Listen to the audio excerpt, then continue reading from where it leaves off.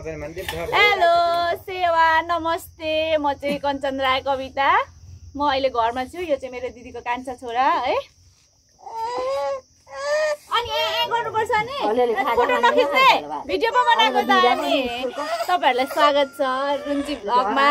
कान्छी माले फेरि बिचैबाट गर्दियो के यस्तै गर्छन् बिचैबाट मैले भिडियो बनाउँदै थिएँ हाम्रो बुवा चाहिँ यहाँ सुँगुरको मासु काट्दै हुनुहुन्छ अनि बुवाले चाहिँ आफ्नो भाषा बोलेन भने हुन्छ त भन्दैछन् अनि आफ्नो भाषा त बोल्नुपर्छ आफ्नो भाषा नबोल्दा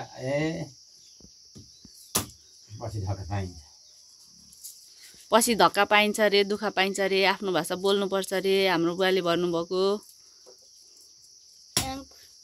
सुँगुरको मासु काट्दैछन् मजाले वाह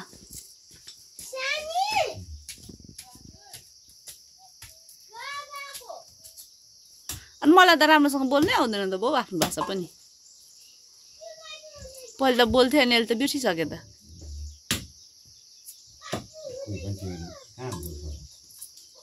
कविता आजभोलि बोल्थिन कविता आजभोलि निकै सिक्दैछ हामीसँग खालि रहेछ बोल्नु पर्नेछ भनेर थाहा पाएँ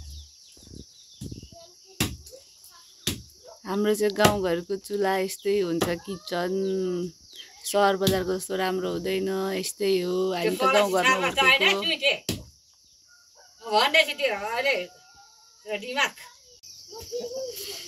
मेरो बाउको जेठी बुढी हो हाम्रो आमा दाँतको गर्दै बस्दैछन् यहाँ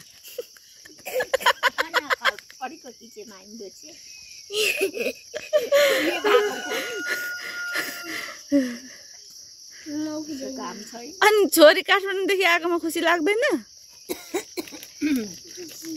अब फेरि नोचीको तेरो छ डेम चाइमा ऊ नातिहरूलाई करायो है फेरि यिनीहरूले चाहिँ कति खानु पर्दो रहेछ भन्दैछन् राई भाषामा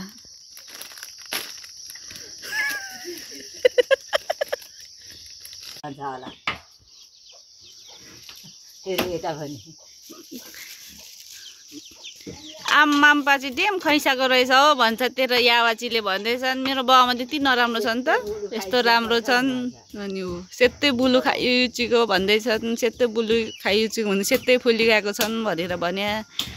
है सेतै फुल्यो भने के गर्नु त उमेरले पनि फुल्या हो नि त होइन अदुवा लसुन कुचाउँदैछन् ट्वाङ ट्वाङ पार्दैछन् हामी कान्छी आमै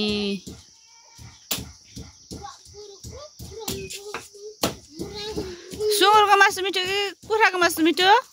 हो कान्छी आमा सुँगुरको मासु मिठो कि कुखुराको मासु मिठो